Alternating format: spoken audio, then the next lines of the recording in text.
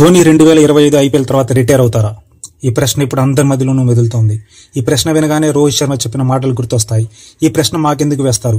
ఈ ప్రశ్న చూసి ఎంతో మంది రిటైర్ అయ్యారు, కానీ ధోని మాత్రం వెళ్లాలనుకునేవాడు కాదు అని రోహిత్ అన్నాడు.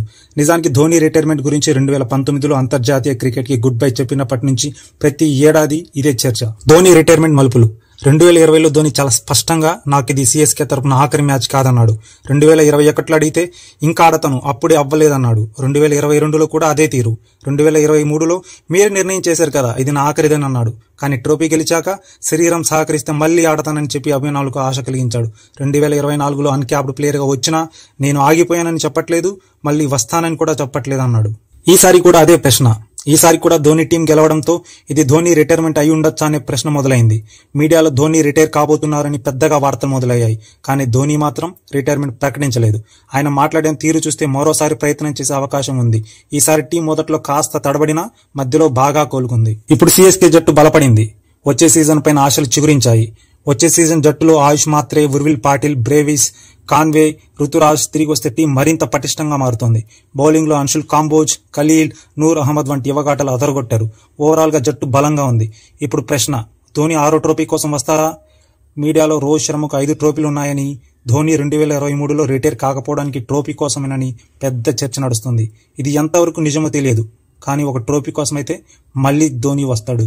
ఇప్పుడు ధోనిని మీరు ఏం చేస్తారో అని మీడియా వాళ్ళు అడగ్గా, ఇప్పుడు కొంచెం రిలాక్స్ అవుతా, లైఫ్ ను ఆస్వాదిస్తానని ధోని అన్నాడు. కొందరు మీ పర్ఫార్మెన్స్ తగ్గింది అని అన్నప్పుడు ధోని నవ్వుతూ, పర్ఫార్మెన్స్ మీద రిటైర్ అయ్యే వాళ్ళైతే 22 ఏళ్ల వాళ్ళు కూడా రిటైర్ అయిపోతారు అన్నాడు. తాను యువకుడిలానే ఫీల్ అవుతున్నానని చెప్పారు. వైభవ్ సూర్యవంశీ తన కాళ్ళకు నమస్కరించినప్పుడు అప్పుడు నా వయసు గుర్తొచ్చిందని సరదాగా అన్నాడు. రిటైర్మెంట్ విషయానికి వస్తే ఆడతాను లేదా ఆడను అనేది ఇంకా నిర్ణయించలేదని ధోని స్పష్టం చేశారు. 43 ఏళ్ల వయసులో కూడా తన పర్ఫార్మెన్స్ బాగుందని నమ్ముతున్నారు. తాజాగా జరిగిన మ్యాచ్లో ధోని టీం 200+ స్కోర్ చేసి నంబర్ 1 టీం అయిన జీటీని ఓడించింది. రోహిత్ వర్సెస్ ధోని. ఇప్పుడు అభిమానులు ముంబై గెలిస్తే ధోని పక్కాగా తిరిగి వస్తాడు అంటున్నారు.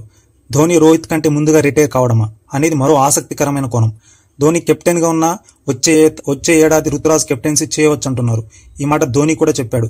రుతురాజ్ వస్తే నా భారం తగ్గిస్తాడు, అంటే స్టార్ట్ తాను చేసి తర్వాత రుతురాజుకు అప్పగించవచ్చని దీని సంఖ్య. చివరగా ధోని అన్నాడు, నాకు ఇంకా నిర్ణయం తీసుకోవడానికి 4 నుంచి 5 నెలల సమయం ఉంది. ప్రతి సంవత్సరం శరీరాన్ని ఫిట్ గా ఉంచాలంటే చాలా కష్టపడాలి. ఇది ప్రొఫెషనల్ క్రికెట్. పర్ఫార్మెన్స్ కి ఏడాది గడిపిన తర్వాత అర్థం తెలుస్తుంది.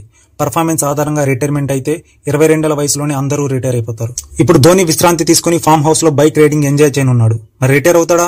గ్యారంటీగా చెప్పలేం. ధోని చెప్పినట్లు వీల్ చైర్ మీద ఉన్నా కూడా ఆడతాడేమో అనిపిస్తుంది. ధోని మళ్లీ వస్తాడని మీరు అనుకుంటున్నారా? కామెంట్లో మాకు తెలియజేయండి.